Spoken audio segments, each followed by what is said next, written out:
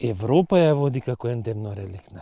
За европскиот, ама не, значи треба да има само Грција, Македонија и дел од Турска. Еколошките услови се различити и доаѓа. Овде, кога гледаш кај нас својата, кај што е, претежно е во клисури, кај што има голема релативна влажност. Ние тој фактор го занемаруваме. Како заедница е стигната во климакс стадиум. Гледаш дека е се. Ќе почне да... Да, бршенот е тука ја совладал, ефедрата ќе ја совлада.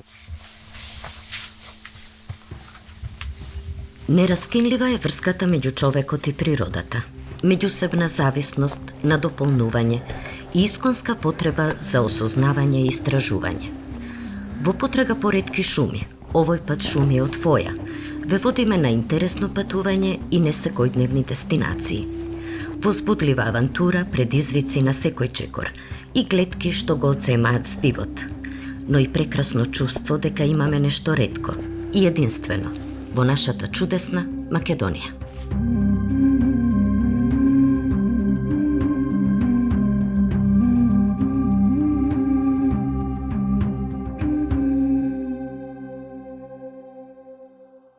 Македонија е држава што се карактеризира со ретки шуми. Пред се, што се тоа ретки шуми? Тоа се шуми кои што не зафаќаат големи пространства. Тоа се шуми од видови кои што во Македонија ретко се сретнуваат. Тоа се шуми што на други места не се формираат. Денеска се наоѓаме на островот Голем град, на кој што има една многу ретка шума, а тоа е шумата од дивата фоја. Покрај дивата фоја од фамилијата на смреки, кај нас во Македонија се застапени и модрата смрека, црвената смрека, планинската смрека, дивата и питомата фоја и смрделиката. Што се толку специфични овие видови? Пред се затоа што најчесто растат на термоксерофилни месторастања, значи на сушни места каде што нема доволна количина на влага во почвата. Што е специфична оваа шума овдека од дива фоја? Тоа е што зазема една површина негде од 20 хектари, каде што целосно го препокрива островот Голем град, попознат уште и како Змијски остров.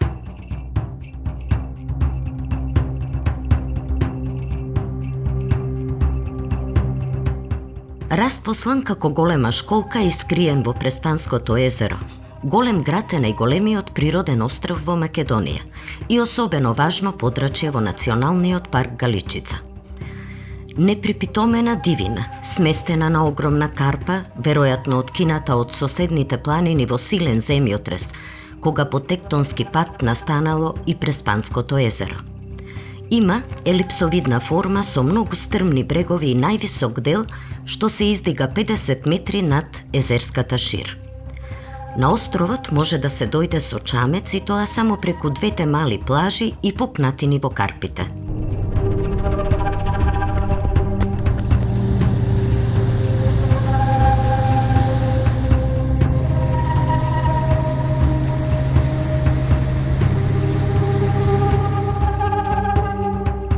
Голем град во народот е познат и како Свети Петар, Голема Петра или Змијски остров. Ова последното заради огромниот број змии на островот, водената белоушка, но и отровниот поскок. Многу легенди и преданија се исплетени околу името на островот. Според една што ја раскажуваат мештаните, се верува дека змиите на островот ги донел цар Самуил, за да го штитат и чуваат неговото скриено богатство.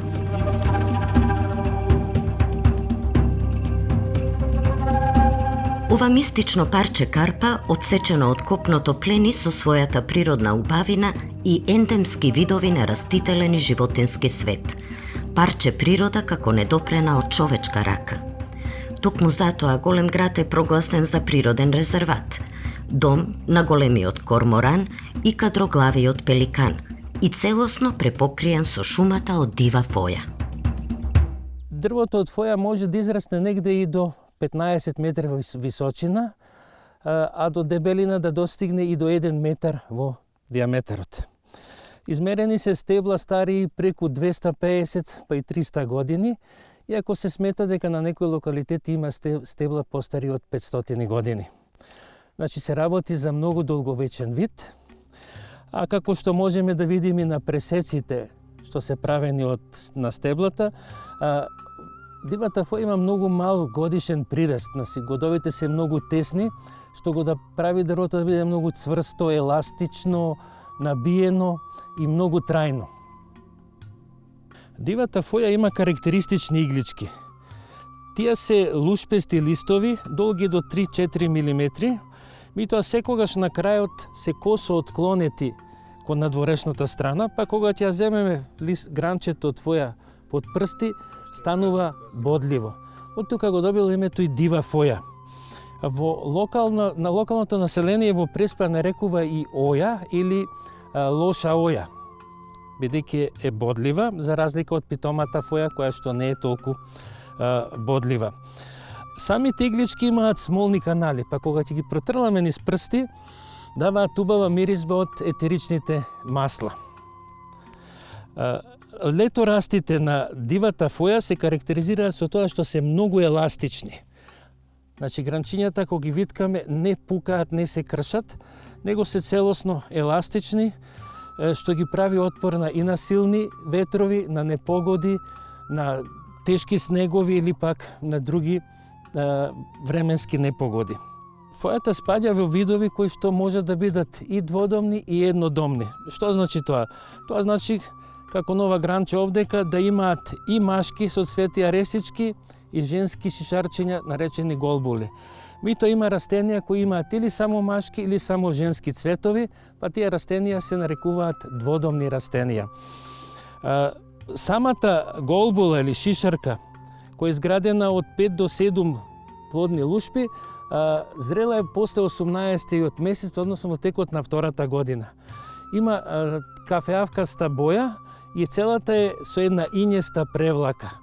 Оваа ињеста превлака и дава заштита, односно да не распука, ја штити од поголемото загревање.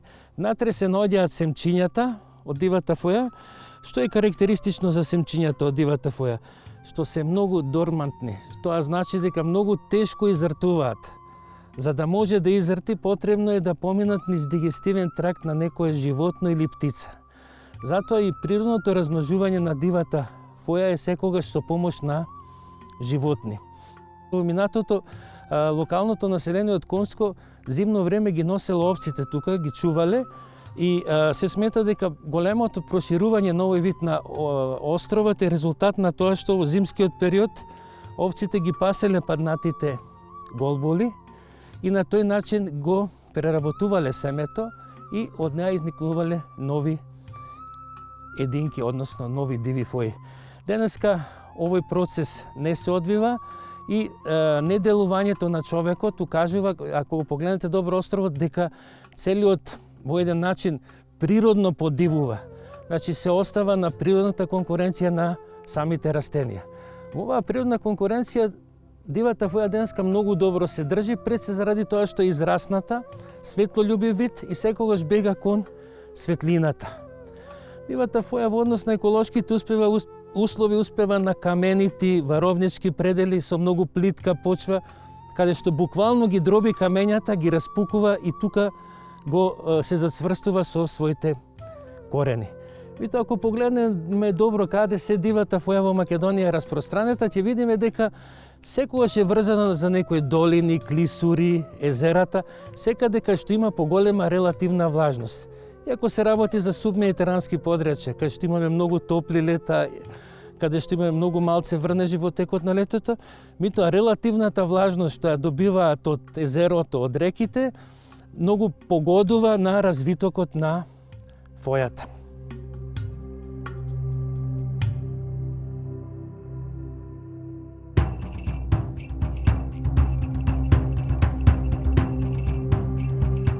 Екзотично, диво, неприпитомено опкружување, но идеално за животот на дивата фоја. Бидејќи бавно расте, се претпоставува дека некои од стеблата се постари од 1000 години. Стебла од дива фоја има и на самите карпи, што е навистина ретка и несекојдневна гледка. Дивата фоја има широко пирамидален хабитус. Особено тоа е изразено кај постарите стебла, како што е ова овдека. Значи со силно разгранети гранки, долги, во широчина, со многу специфична кора која што се љупи во надолжни каиши. И како што спомнав, кора која што и дава голема огнено отпорност и го прави видот да биде многу пирофитен. За разлика од тоа, помладите стебла, ако ги погледнеме, како ова овде, може да видиме дека имаат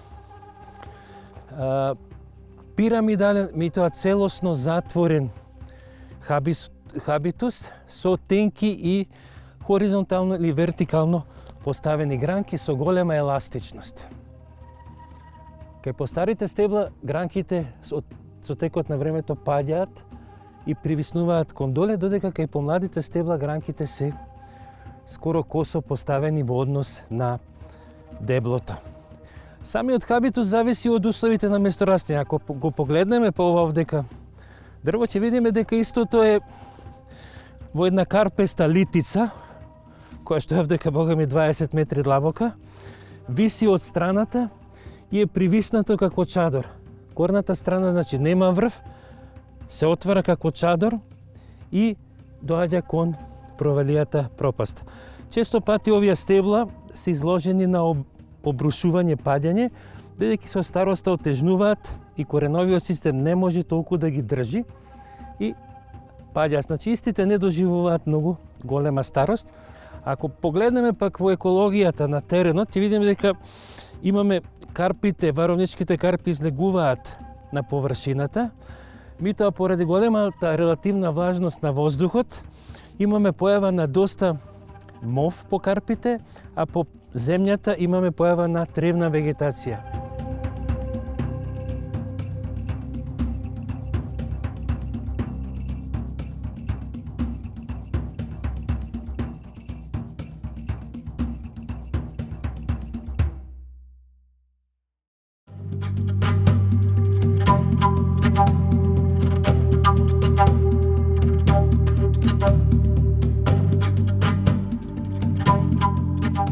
Одиме кон внатрешноста на островот, во срцето на шумата од дива фоја.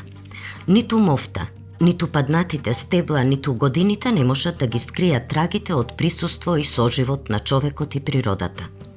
Па дури и овде, на релативно мала површина, во оваа навидум недопрена природа, човекот оставил сведоштва за живеалишта и населби. Некои од нив датираат од неолитот, хеленистичкото, римското време и средновековието, што зборува за континуиран живот од 20 века и монашки живот од 4 века. На островот има многу археолошки локалитети, главно остатоци од цркви и стамбени објекти. Од големиот број градби зачувани се црквите Свети Димитрија и Свети Петар, како и рано-христијанска базилика од крајот на 4 и почетокот на 5 век.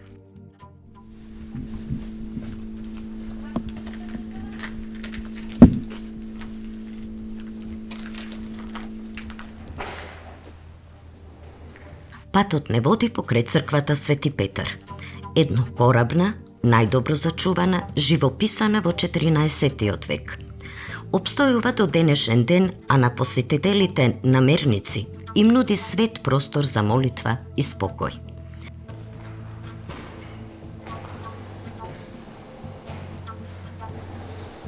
На наше големо изненадување, високо под таванот откриваме и греда од фоја. Уште еден доказ за нераскинливата врска и взаемен однос на човекот и природата.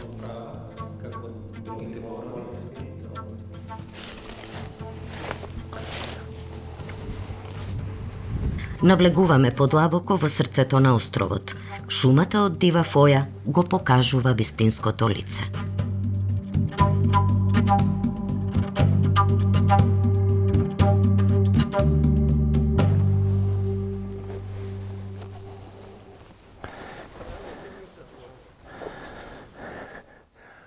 Ова е многу старо стебло.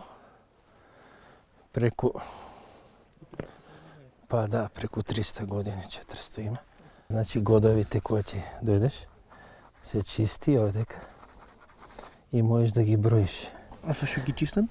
Со шмиргла, чисти шмиргла, тубаво. Се водено се замрлјуваат. Карактеристично за фојата што има вино црвена боја на срцевината и деблото не е цилиндрично, него е, знаеш како е, како цветие, кон внатре. Што значи дека, овдека гледај, еве срцето е веќе труло. Доаѓам и тоа е многу здраво.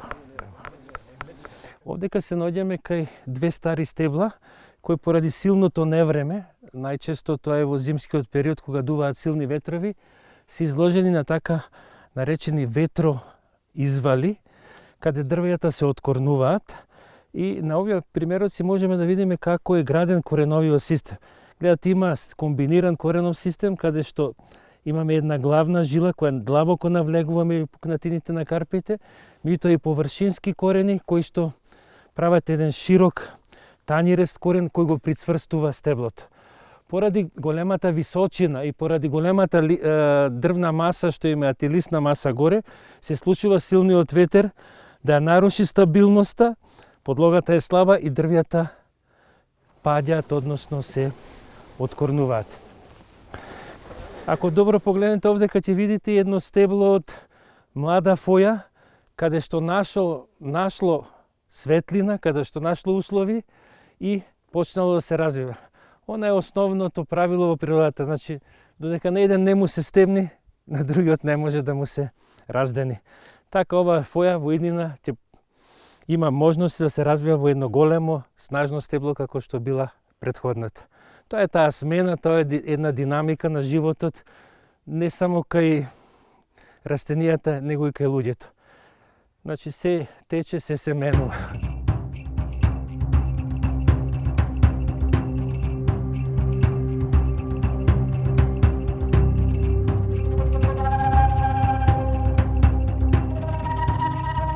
Низ годините природната смена на стари со млади стебла создала помалку нереална слика. Паднатите стари стебла, обраснати со мов, лежат како скулптури извајани од вештите раце на некој божествен скулптор. Завиткани во сомотско свилен, зелен покривач изгледаат како откинат дел од сценографија за некој бајковит филм. Таинствено, мистично, речиси митско. Кога ќе се распадне стеблото, бидејќи е многу цврсто, многу тешко трули. Овдека се гледаат остатоци од гранките, целите со обвиени со мов, меѓутоа како паднале гранките се забиле во земјата и се подигнати на поголема висина и процесот на трулење е намален. Вака кога ќе се погледне, делува доста мистично, како да е остаток од некој рбет, од некој ребра или од некој животно праисториско, што му дава една мистика на островот, една посебна тајновитост, нешто што делува дека е многу старо, нешто дека е митско има во него.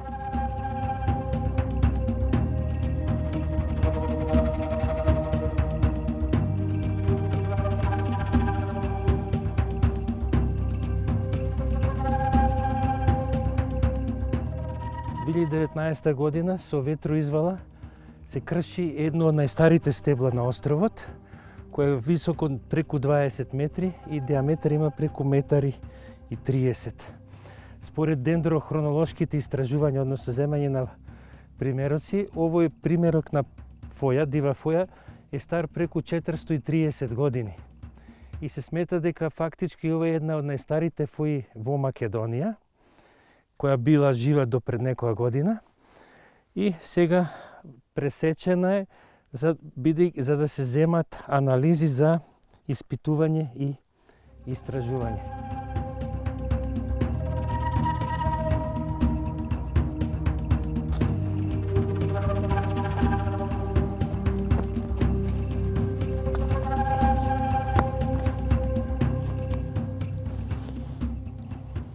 Значи, на овој северо-источен дел од островот се гнездат кормораните, тоа е големиот корморан, каде што своите гнезда ги прави при врвот на стеблата, што е карактеристично бидејќи јадат многу риби и во изметот имаат многу фосфор, се случува да ги изметот што паѓа на гранките скоро да ги побели и да ги суши.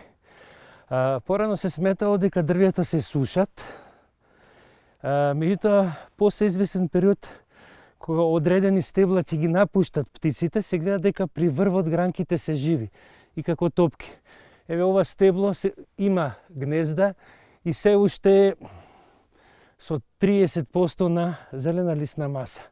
Меѓутоа, ако ги погледнеш долните стебла во овој дел, ќе видиш дека тие што немаат веќе гнезда, полека ја враќаат вегетацијата.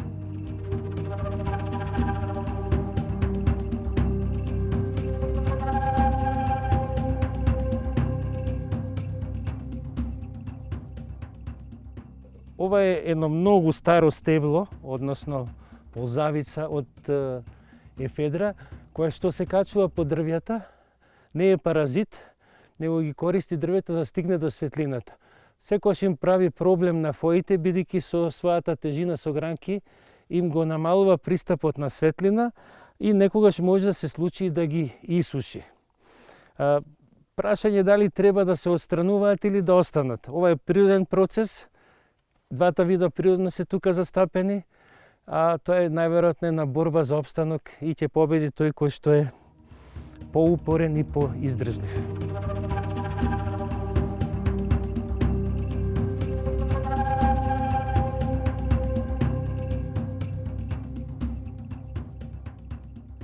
Дивата фоја има ареал во Мала Азија, Кавказ, до Турција, Сирија, а на Балканскиот полуостров најсеверното наоѓалиште се наоѓа во Република Македонија. Покрај Македонија се сретнува во Грција и во Јужна Албанија. Меѓутоа во светските литератури дивата фоја се именува како грчка смрека, а кај нас во Македонија е позната под народното име дива фоја, лоша оја или оја. На ова место каде што се наоѓаме е мониторинг точка каде што се следат промените на шумите од дива фоја на островот Голем град. Ова место е избрано како репрезентативно место со своји стандардни или нормални еколошки услови, каде што може да следиме во текот на времето какви промени ќе доживее оваа шума и нормално да преземеме некои соодветни мерки како би ја заштитиле како од абиотски, така и од биотски фактори.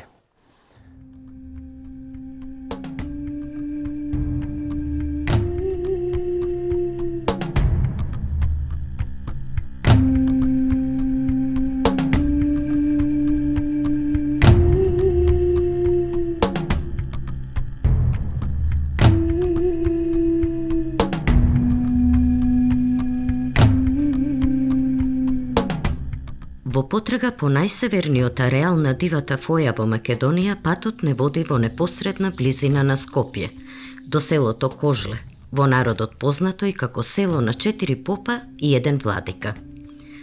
Скриено во живописна природа со околу 80 куќи, сите до една од камен, во близина на Катланово, на десниот брег на реката Пчиња, угоре високо е селото Кожле. До селото доаѓаме преку овој пешачки мост. Дрвениот под, обтегнат со челични сајли, бара храброст и внимателно чекорење.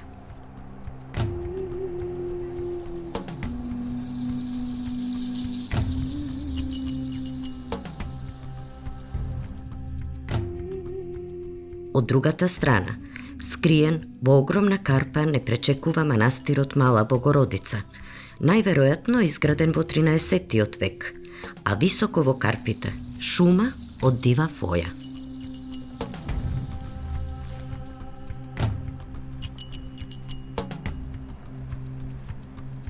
Една од тие шуми е и шумата од дивата фоја, која тука ја гледате пред нас. Шума што го има својот најсеверен ареал на распространување.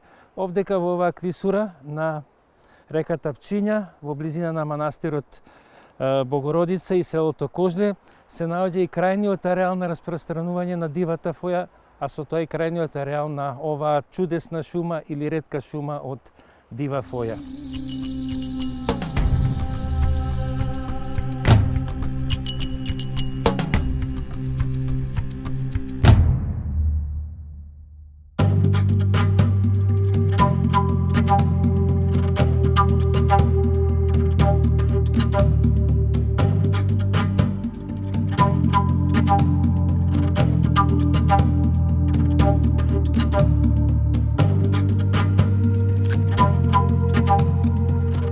Во природата се е единствено, различно, специфично и посебно. Со слични карактеристики, но сепак поинаква, е питомата фоја. Во Македонија, покрај дивата фоја, природно е застапена и питомата фоја. Иако на изглед и морфолошки многу слични два вида, меѓутоа подетално кога ќе погледнеме ќе уочиме дека постои разлика. Питомата фоја не води на нова дестинација во непосредна близина на Скопје, на Козјак планина. Средно висока планина во североисточниот дел на Македонија помеѓу планината Сува гора и природниот резерват Јасен, каде што свое пребивалиште нашла питомата фоја. Стеблата се расфрлани низ стрмните карпи, поединечно или во мали групи во зависност од теренот. Што е она што ја прави питомата фоја поинаква и различна од дивата фоја? Разликата е пред се во листовите и бојата на листовите. Дивата фоја има сребренкаста боја, додека питомата има зелена боја и игличките, односно лушпестите иглички се поголеми, негде до 13 мм, па на визуелно уште на прв поглед оддалеку се забележува оваа нејзина карактеристика. Друга разлика е и во плодовите, односно не се тоа плодови, шишарки, голбули, кои што кај исто се зрели втората година, меѓутоа бојата во почетокот им е темно плава до црна, додека втората година кога созреваат стануваат темни, темно кафеави до темно црни и добиваат една инеста превлака. Како и дивата фоја, и питомата фоја се карактеризира со тоа што има етерични масла, има многу добра миризба од етеричните масла.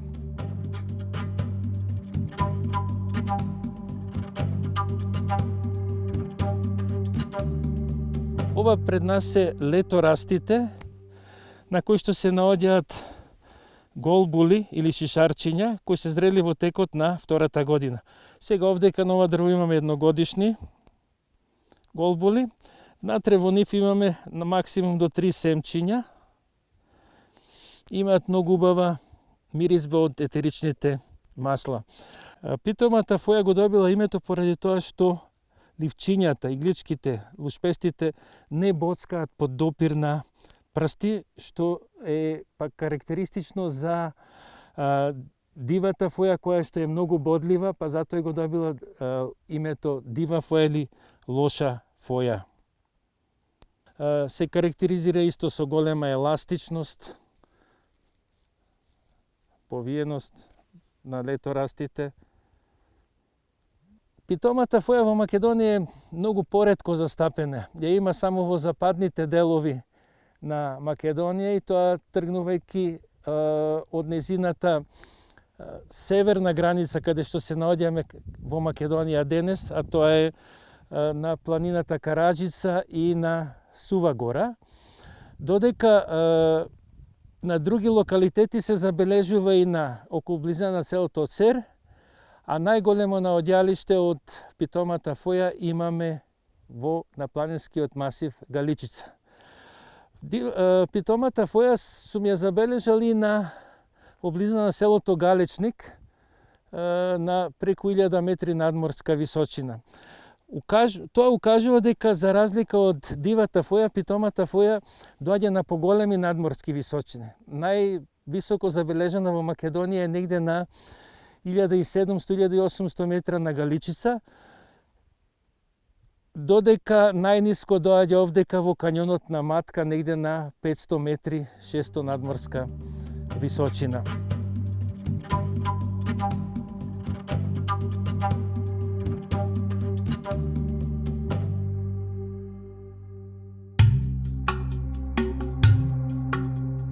И нормално.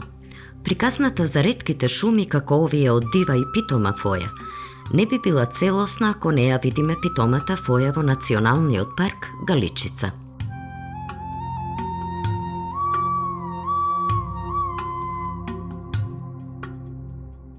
Планинска убавица чии што возвишени врвови се прегрнати од две езера, Охридското и Преспанското. Препознатлива по својата богата и ретка природа и неповторлива убавина, во 1958 година е прогласена за национален парк. Како планина со тешко пристапни падини и камењари, изненадува со богатиот растителен и животински свет.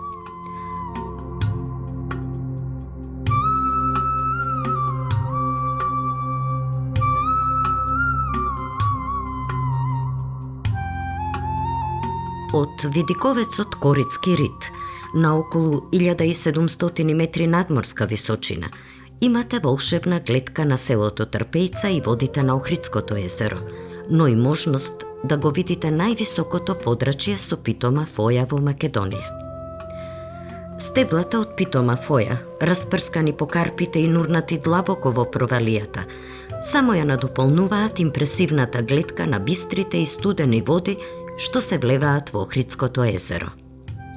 Издржлива и отпорна на времето и на условите, питомата фоја обстојува високо на планинските литици, а благодарение на нејзините карактеристики и својства, низ годините обстојува и меѓу луѓето.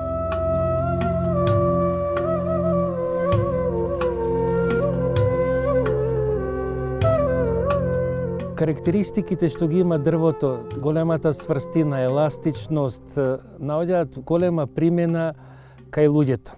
Познато е во историјата дека уште од римско време дрвото од фојата го користеле за рудниците, како јамско дрво, каде што ги подпирале ѕидовите и сводовите од рудникот за да се заштитат од обрушување.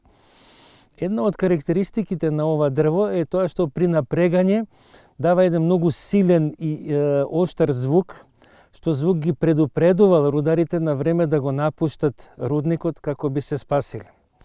Дрвото од фоја имало и примена и во изработка на иконостаси, изработка на резбари, изработка на дрвена галантерија за домаќинство, разни плетени кошници, сукала, потоа изработка на огради, не само внатрешни, туку и надворешни, пред се поради тоа што самото дрво од фоја е многу отпорно на скапување, на трулење, па луѓето во краевите каде што е застапена фојата многу ја користеле за да ги прават оградите, затоа што не само што имале употребна голема вредност, него имале и голема естетска вредност. Во денешни услови укажува фактот дека оние скапи мебели што се прават со голема дизајнерска вредност се може да се изработуваат од дрвото од дива фоја.